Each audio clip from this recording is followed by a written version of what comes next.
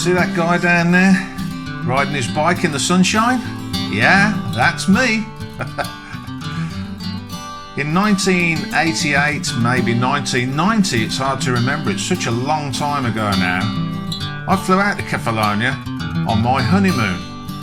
And the minute I got off the plane, I noticed something weird had happened to me.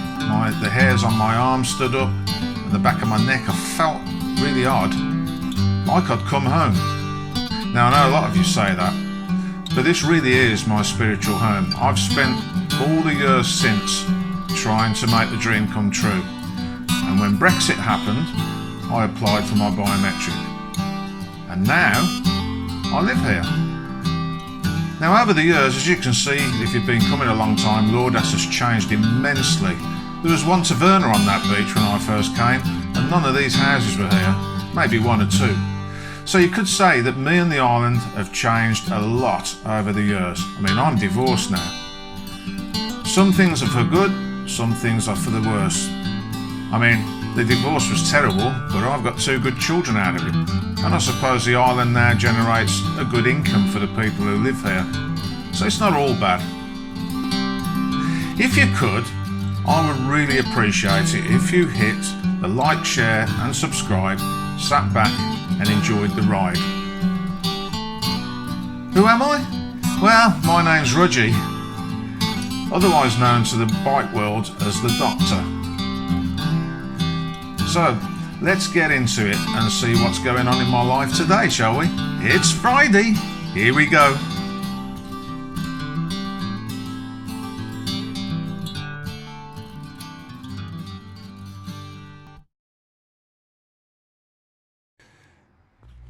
Yeah, look at that, and they wonder why we get fires. Look at it, look. What a mess.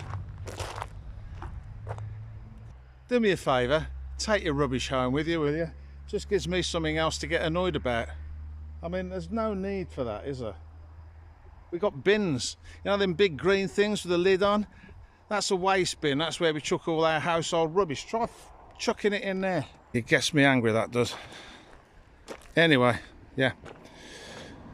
One of those bottles magnifies the sun, and if it magnifies it in the wrong place, we end up with a fire. Great, eh? It's Friday, welcome back to Rudge AK. The Doctor, if you just joined us, hit the like, hit the share, and hit the subscribe. Sit back and enjoy the ride. And for those of you who hit the Coffee and PayPal page this week, thank you ever so much for that. Massive, massive help. Well, where am I? Well, I thought I'd come out for a bit of a ride this evening. Well, I'm in Luxury. It's a nice evening. Thought I'd visit one of the beaches that I quite like and film it for you. As you can see, ferries are running. Now, interesting bit of history. The monument behind me, I've had people ask me about this. This monument here, this sculpture. You see the guy on the top there? Well,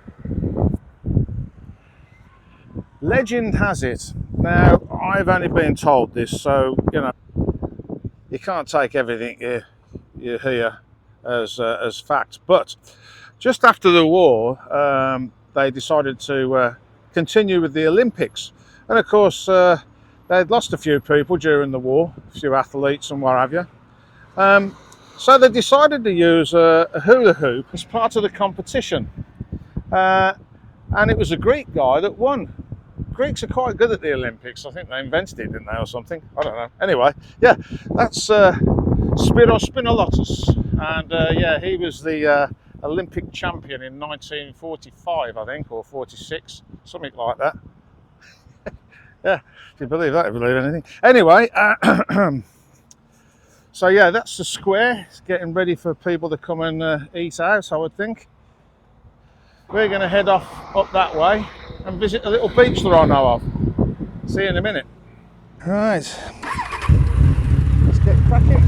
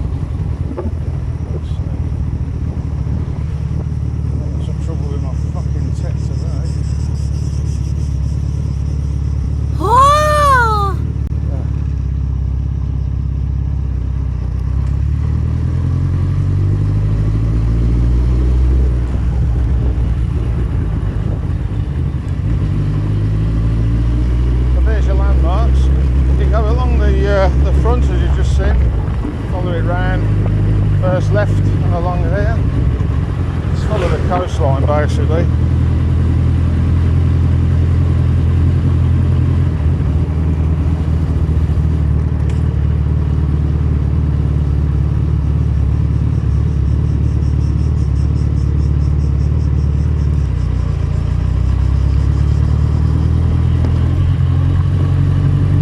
Yeah, so the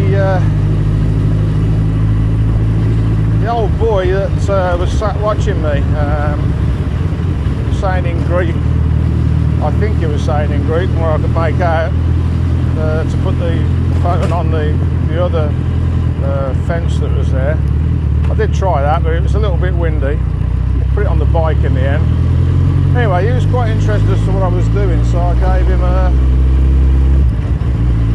card, and as I thought, well, he's going to have to get somebody to help him with that, you know, he's of a certain age. No, as I rode past him, he was in his phone trying to find it with my card. I think that's fantastic. So if you're watching, mate, well done.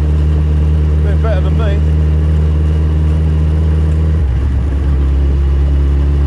Anyway, yeah, this is another beach that I like to visit occasionally.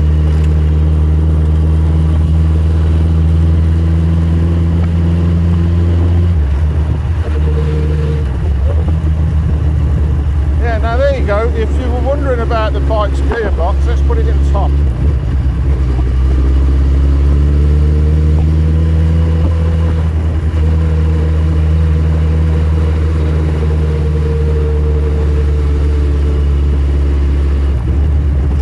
Yeah, it's not very good, is it?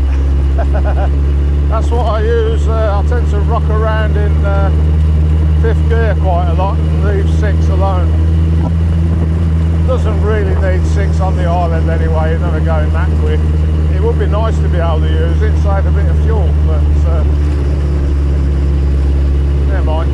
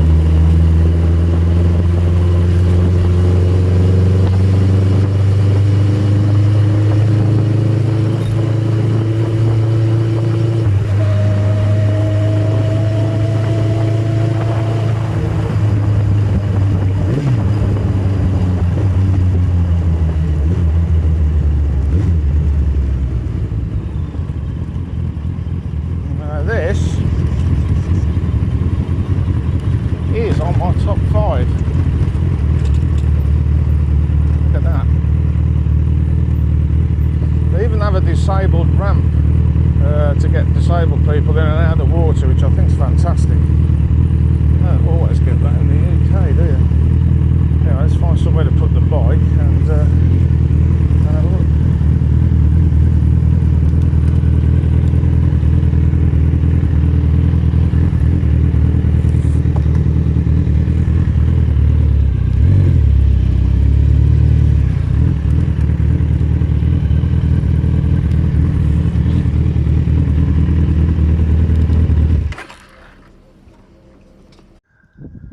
Ah, there you go, Lepeda Beach.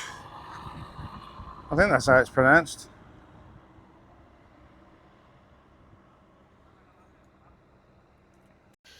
For those of you who think my Greek's terrible, yes it is. And for those of you who've noticed that some of the words I pronounce are pronounced a bit better, that's down to my neighbour, brother from another mother, Stathis Karavas. Yeah, he'll probably watch this week's video and go, you're not saying Lepeda properly, you need to say it like this. That's how I learn. Of course, the problem we got there is he's American Greek, although he has lived in the village of Karavados for quite some time, since he was a little boy. So, although he's got an American influence on his accent, I would think he's probably got Karavadian now as well. Anyway, yeah, let's have a look around this beach. Enough of me waffling on. There's a nice little taverna there, as you can see. I don't know what food they do now. It used to be fairly sort of snackish once upon a time. I don't know now. If you've been, once again, I don't mind people leaving in the comments. I will try and find a menu. Some beds €10 a set. It's not bad, is it? There's not too many of them, so that's good. Now, interesting thing about this place, as I said on a video once before, if you've got kids, there's a little pool here that they can be safe in.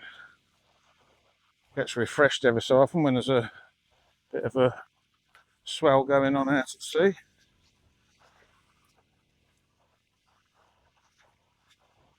Yeah, it's one of my favourites, this. And as you know, I've only got 5. I apologise about the wind. I will try and get rid of it on the editing suite. Doesn't always work though.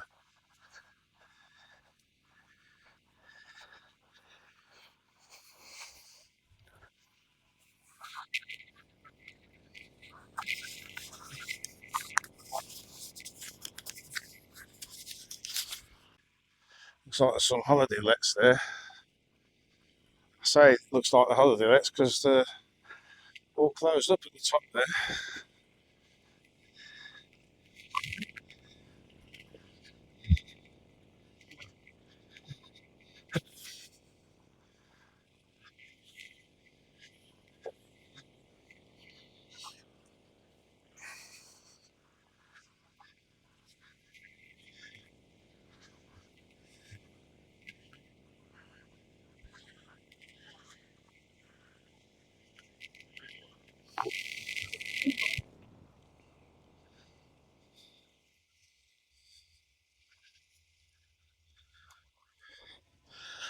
I take it to some nice places, don't I?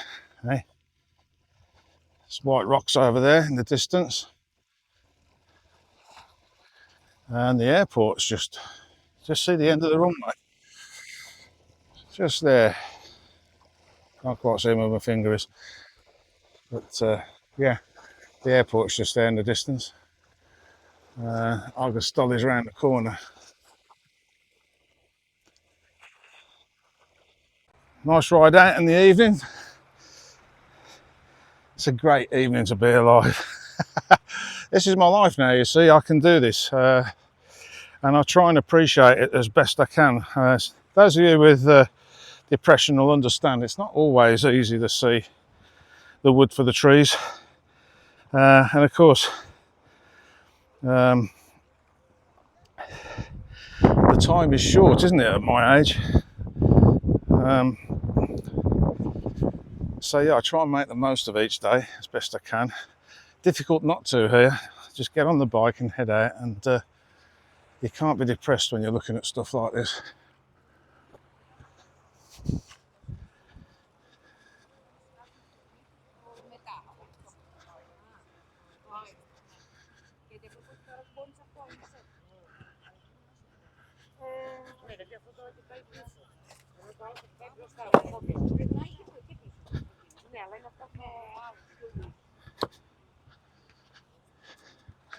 Can have a look at his menu, see what he's got.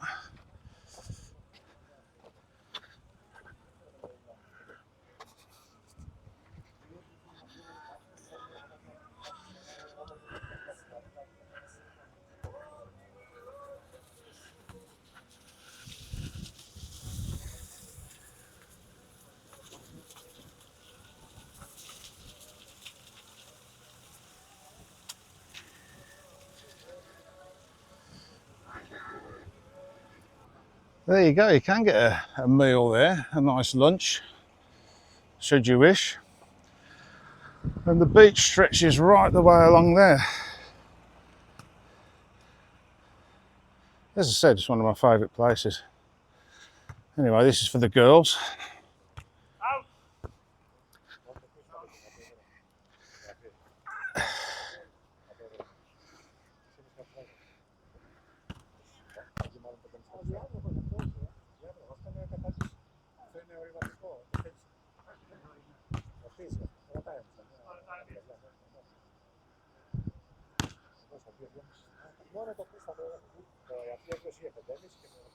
So those of you who commented about the young lady on last week's video that was in the background, That I didn't notice, actually.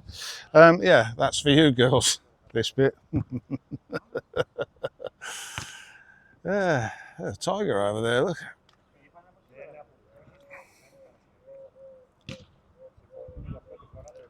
What a great day to be alive.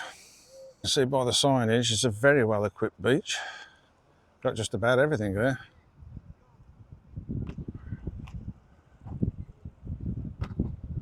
Anyway, I'm off to take the Hobbit for a blonde Hobbit down at Bar 7. And if you've not been to Bar 7 and you're in Lordash, you're missing out, I can tell you. It does fantastic cocktails. Look at that little beauty. Right, let's crack on.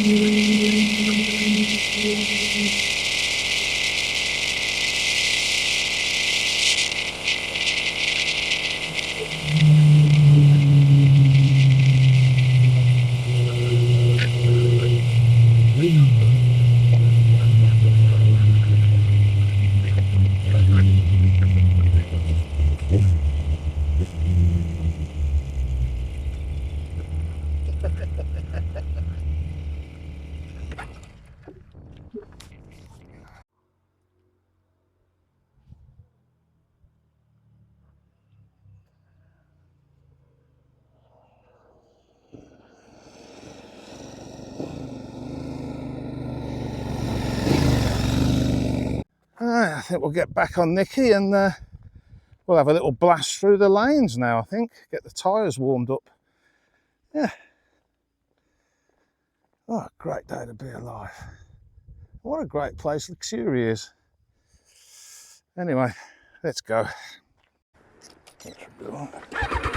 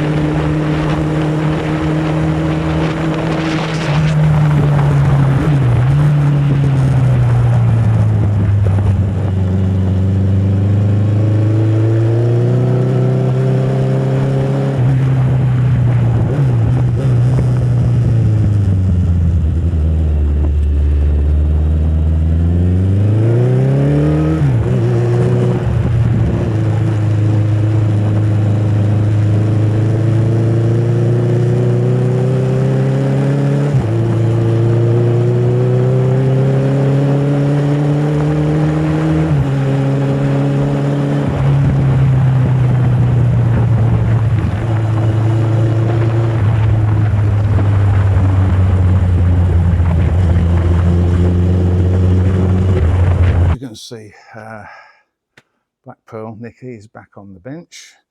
Had a problem with the headlamp this time. The dip beam kept coming on and going off. Main beam was working, so we've got a loose connection. I'm in the middle of taking this off. It's in a pretty bad way. In fact, a while back I did wonder whether just to put two, what we used to call in the trade, small Bates headlamps on the front, mount the dash up here to one side, Renthal bars, and do a Street Fighter. May well do that at a later date, but at the moment I'm just trying to keep it on the road. So let's have a look and I'll show you what we've got behind here. As you can see, the covers that go around here, they're all missing. Most of the rubbers that hold the thing in place are missing. I've made things up out of bits of heater hose and stuff, rubbers from that I had knocking about to hold this in place. I'm just working out how to get this off. The bodge that somebody did means it's very difficult to get it on and off without damaging anything. So I'm going to have a look at that and I'll get back to you in a minute. Well, it was a complete mess in there. I didn't bore you with the details. Can't actually find anything wrong with it. Fired the bike up, wobbled a few wires around. The lights have stayed on. So I'm thinking maybe there was something trapped because all this is loose. So I've modified it. I'll show you what I've done. Having to use Robert's phone as a torch because I don't have one anymore. My head torch packed up. This bolt here, underneath that is a rubber bush, which unsurprisingly is missing from the other side. So, whether we can see that, what I've done is I've cut a piece of pipe, inserted it into the hole. The pipe's a tight fit so that when I clamp it up, it will squash it and have the same effect as the other side, hopefully, and stop the dashboard from rattling. That may or may not have been the problem. So anyway, that's a bit of a short clip for you today. I know some of you like watching me fix the bike, but we've got a couple of other things to do, so I'm going to crack on with that and I'll get back to you in a minute. Right, now, in there, you can just about make out that that was the rubber. Put the bolt and the big washer on and clamped it down as tight as I dare, and it squashed the rubber out quite nicely on both sides. And that isn't moving anywhere now. And of course I put some blue Loctite on because there's supposed to be a spacer, so that the idea is that you do the bolt up to the spacer and it locks out on the spacer, leaving the rubber to allow a little bit of movement. I haven't got a spacer. I'm going to tube to make one at the minute, so you do what you can do, don't you? So anyway, that should stop it rattling around and hopefully cure the lighting problem that I had, because a flashing light, a headlight, isn't a good idea. Right, on with the next problem. As you can see, put the bike up in the air now on the lift. This lift incidentally saved my life. If you can afford one, buy one. I'm not getting any younger and I'm fed up of rolling around on the floor. This is one of the most useful things I own, I think. Anyway, certainly a lot of money as well. Anyway, when the bike is rolling along down the road, there's like a graunchy sort of a noise. Now the gearbox is completely shot. Fifth gear, sixth gear, it sounds like an old lorry, like the diff in an old lorry's falling out. And fourth gear, there's a slight whine. All the gears have got a little bit of noticeable wear in them, but sixth gear, you can't use it really, it's too noisy, everybody looks at you. It's been like that since I've had the bike and I've done a lot of miles on it. It's not getting any worse. I am, as I said in the previous video, trying to buy another engine with a good gearbox, and I'm going to use that engine while I fix this. But in the meantime, there's this grunting noise. It only happens when the bike's being ridden. If you pull the clutch in and coast, it disappears. It could be another part of the gearbox fault that it has, but I'm going to have a little look at the sprocket because I noticed that the pickup for the Speedo sometimes touches the end of this because somebody broke the studs off in the top there. So there's only two studs holding it, something else I've been trying to fix. So we'll pull that off and we'll have a little look and I'll show you the sprocket. So the sprocket, drive sprocket, is behind here. And that's the main shaft, main output shaft off the bike. So it wouldn't surprise me if it was something to do with the gearbox fault that it has. I think a bearing's collapsing. So I am going to need to address that sooner rather than later by swapping the engines out if I can get the other engine. If not, we're going to have to look in the UK and maybe find one there and get Nomad to bring it out to me. There was one on the mainland. I looked on Car GR the other night and I can't find the advert now, so he's either sold it or I'm not looking in the right place. Anyway, this is going to be scraped out now. This is all chain lube. But as you can see, I don't know whether you can see that, there's some marks on there. Right on the end there's a groove which is being picked up off this. Now, I can't feel any play there. The other thing that used to happen was the sprocket used to come loose because this washer, which I replaced recently, this lock washer, had been used so many times it wasn't doing its job, which meant that this used to undo and the sprocket came loose. That doesn't help either. I simply can't see any play, so we'll jack the back of the bike up so I can move the tyre around and we'll see. Well, apart from still got one dry link in the chain left. See, that noise isn't there now. So I'll probably fire the bike up and put it in gear and see if we can find anything then. There's no play in that. I'm a bit of a loss. I think it could be catching that under load. Bit more investigating, I think. So, with the aid of a file, I've just clearanced that slightly and then got a smoother file to clean it up. And of course, if you drag a file sideways, that usually smooths things off slightly. So now hopefully it won't catch in there. It's already caught and made a little indent, so me clearancing it should help.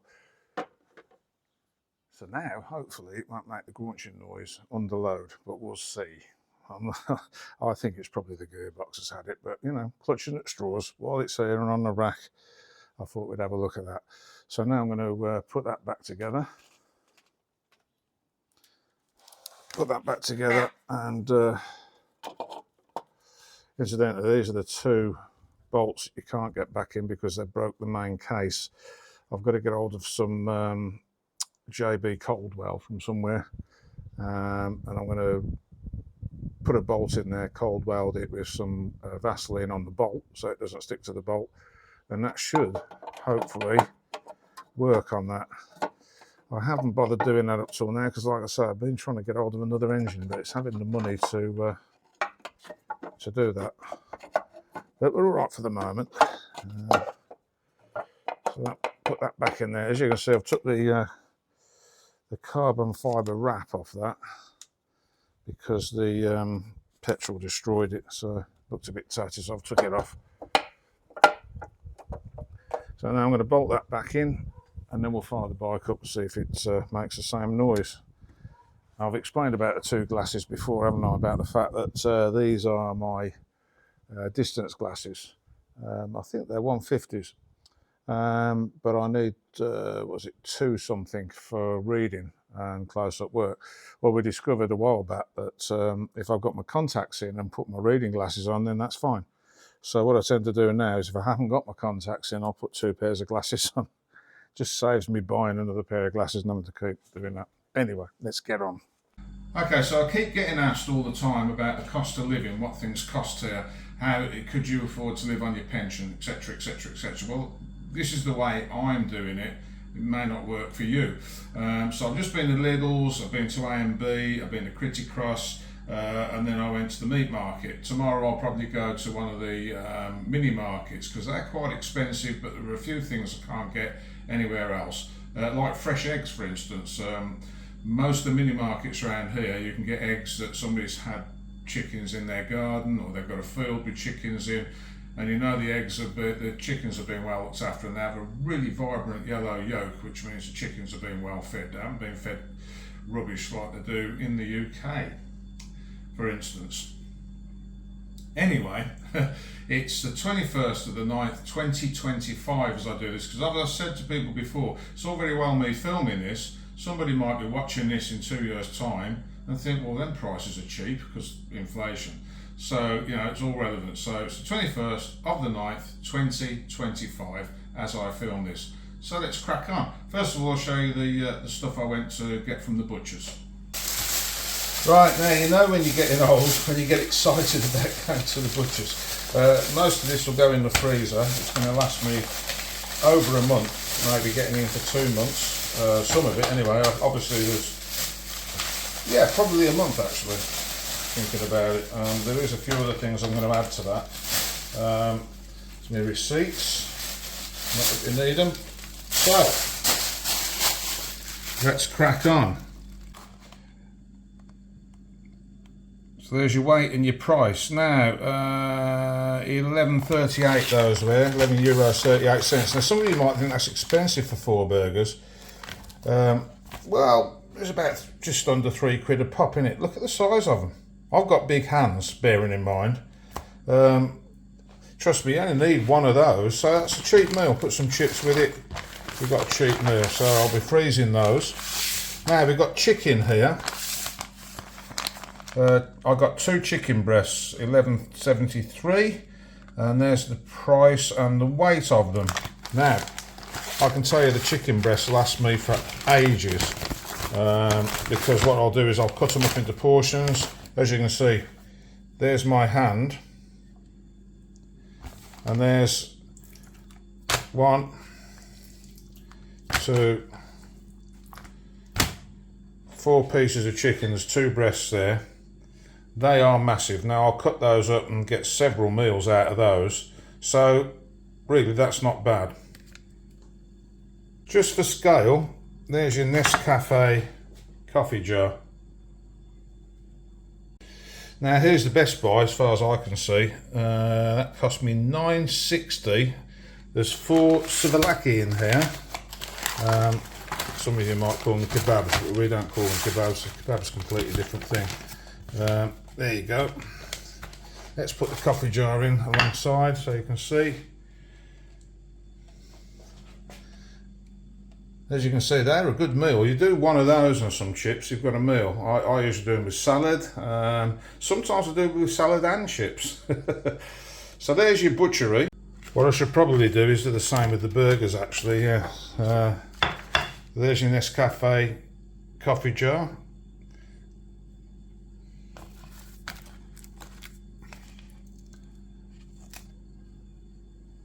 There's your burger. Right, now unfortunately I can't tell you which is which because it doesn't actually say on the receipt or on the pricing when he's weighed it, because, well, we don't really, never usually that bothered about it. But as you can see, if I use the coffee jar for scale, you can see it's quite a bit bigger than the coffee jar and wider than the top of a coffee lid. If I put that on there, gives you an idea how many rashers. I haven't counted how many rashers, but what I do is I'll let that sort of almost defrost and break them into 2, 4, 6 packs, which I'll put in, 1 in the fridge, and that'll do me sandwiches, and sometimes I'll have bacon, sausage and egg and chips. I can't really, you can usually count how many rashers. 1, give me a minute. Right, so I've just counted it. This has got 18 and that's got about 15 or 16. I suppose I've done that to make up the weight, so that'll have 18 as well. So there's a few rashers of bacon there and quite heavy. Then we get on to the sausages. Big bag of sausages, that lasts me for a couple of months or more, unless the Hobbit's here, because she likes a sausage sandwich. And these are English sausage, that's English bacon, which is why I'm prepared to pay a little bit more money, because it's just a bit of a treat. And that will last me ages, couple of months, maybe more. The last lot was nearly 3 months before I ran out, because I do only have it when I fancy it, because most of the time, to be honest, I'll eat kebabs and the stuff, you know, pork steaks, things that they do here. So yeah, one of those was 19 and the other was 27. I can't work out which because it doesn't actually say on there. So yeah, one of them. That's you can add that up yourselves, can't you? So that's the meat. Now, I thought you were a bit more frugal, Rudge, spending all that money on meat. Well, to be honest, it's not. Some of the stuff's a little bit more expensive than Lidl's. The majority of it works out cheaper, and you wouldn't run a car on cheap oil, would you? You know, you're not going to own a Rolls Royce and run it on cheap oil. This is a Rolls Royce, and that's good quality oil. No, you know what I mean. I know where this stuff's come from. It's good quality. I've never been disappointed by that butcher yet. The steaks are something else. Now, if you're new to the channel, but you know Kefalonia, if you know the castle, so Erasmus Castle, Castro's Cafe's up there, and the lovely Liana's buildings up there, the Olive Lounge. On the road below that goes between Poros and Augustoli, there is what they call the meat market just below the castle, and that's where I've got all this stuff from. Really nice guy. I practice my Greek with him every time I go in, and I see him every couple of months for this. Right, let's get on to the Lidl shop. Now, Lidl's, let's see. I think these, a bag of freezer bags, 150 of them, was 85 cents. I also brought the ones with the zip on. These 3 litre ones, they've got a zip on them, and they were 135.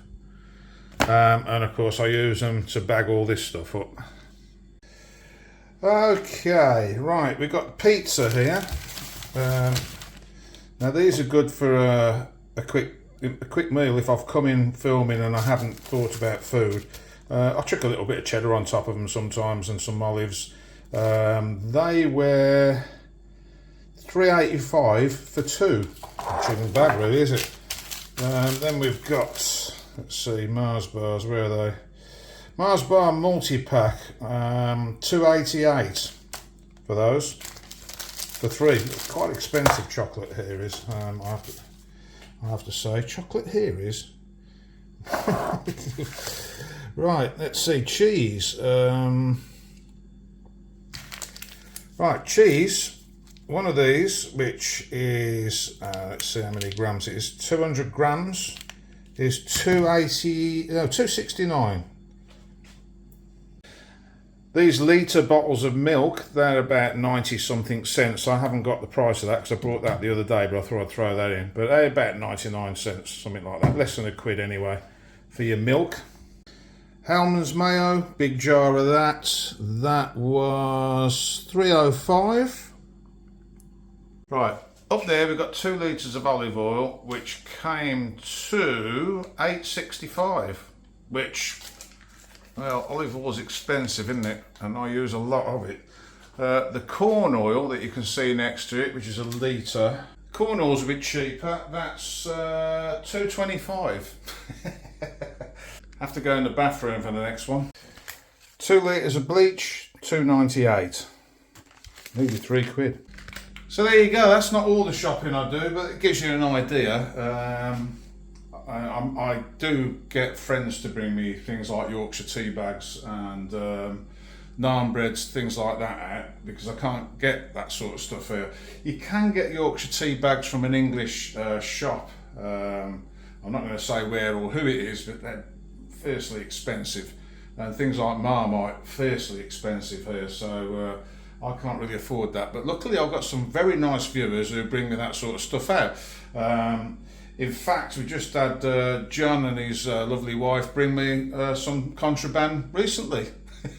So thank you for that, guys. They even brought me lunch. I had a really nice afternoon with them, actually. So yeah, it's nice to see you, and I'll be seeing you soon.